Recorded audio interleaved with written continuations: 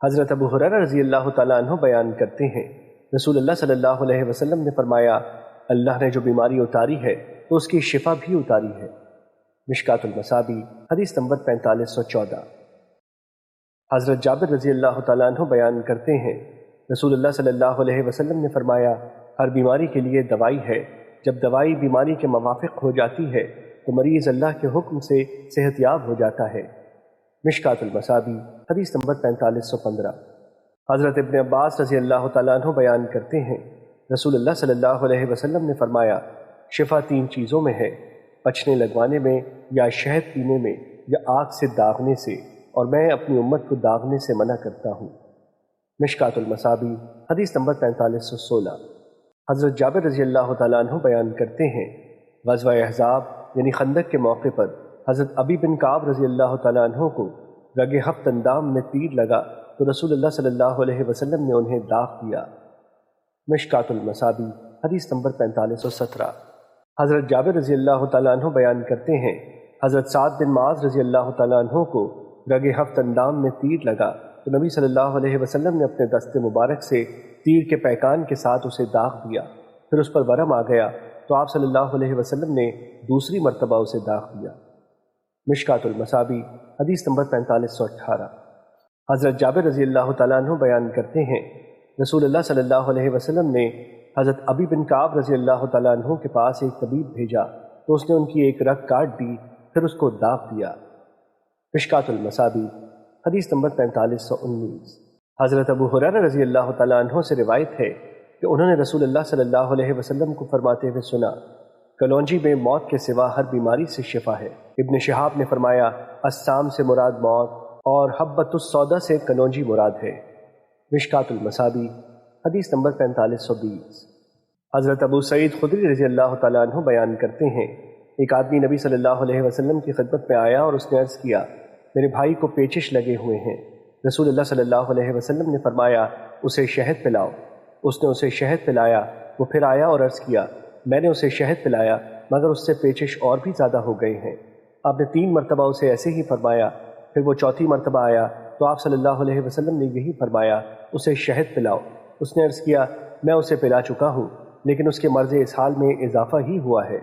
رسول اللہ صلی اللہ علیہ وسلم نے فرمایا، اللہ کا فرمان سچا ہے جبکہ تیرے بھائی کے پیٹ کی غلطی ہے۔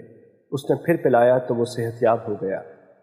مشکات المصابیح حدیث نمبر 4521۔ حضرت انس رضی اللہ تعالیٰ عنہ بیان کرتے ہیں، رسول اللہ صلی اللہ علیہ وسلم نے فرمایا، سینگی لگوانا اور پست بحری کا استعمال بہترین طریقہ علاج ہے۔ مشکات المصابیح حدیث نمبر 4522۔ حضرت انس رضی اللہ تعالیٰ عنہ بیان کرتے ہیں، رسول اللہ صلی اللہ علیہ وسلم نے فرمایا، عذرا ایک ورم ہے جو بچے کے حلق میں کثرت خون کی وجہ سے ہو جاتا ہے، کی وجہ سے اپنے بچوں کے گلے دبا کر انہیں تکلیف نہ پہنچاؤ بلکہ تم قسط استعمال کرو۔ مشکات المصابیح حدیث نمبر 4523۔ حضرت ام قیس رضی اللہ تعالیٰ عنہ بیان کرتی ہیں، رسول اللہ صلی اللہ علیہ وسلم نے فرمایا، تم اس علاق یعنی حلق کے ورم کی وجہ سے اپنی اولاد کا حلق کیوں دباتی ہو؟ بس تم یہ عود ہندی استعمال کرو کیونکہ اس میں 7 بیماریوں سے شفا ہے، ان میں سے ایک نمونیا ہے۔ حلق کے ورم کی وجہ سے اسے ناک سے ڈالا جائے اور نمونیا کی صورت میں منہ کی ایک طرف سے ڈالی جائے۔ مشکات المصابیح حدیث نمبر 4524۔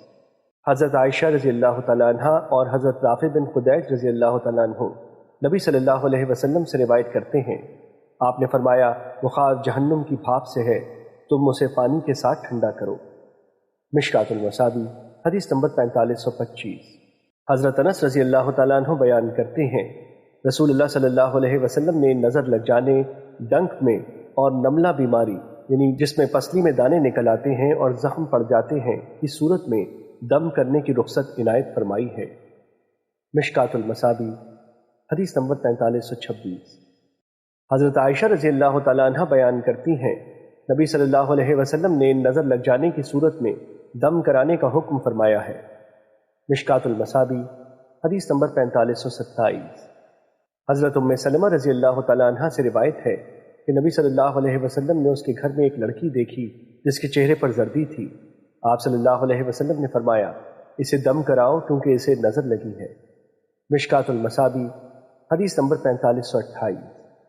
حضرت جابر رضی اللہ تعالیٰ عنہ بیان کرتے ہیں رسول اللہ صلی اللہ علیہ وسلم نے دم سے منع فرما دیا تو آل عمرو بن حزم آئے اور انہوں نے عرض کیا اللہ کے رسول، ہمارے پاس دم تھا جو ہم بچھو کے ڈس لینے پر کیا کرتے تھے اور آپ نے اس سے منع فرما دیا ہے۔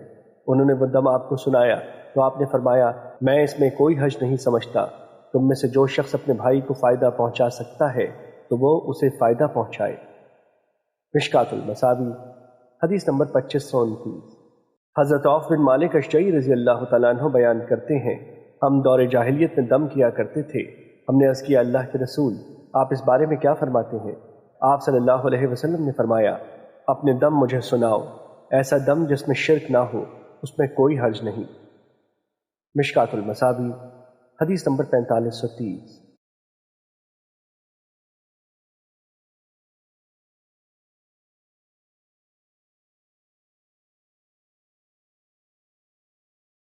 حضرت ابن عباس رضی اللہ تعالیٰ عنہ نبی صلی اللہ علیہ وسلم سے روایت کرتے ہیں آپ صلی اللہ علیہ وسلم نے فرمایا نظر کی تاثیر ثابت ہے، اگر کوئی چیز تقدیر پر سبقت لے جانے والی ہوتی تو نظر اس پر سبقت لے جاتی، اور جب تم سے غسل کا مطالبہ کیا جائے تو غسل کرو۔ مشکات المصابی حدیث نمبر 4531۔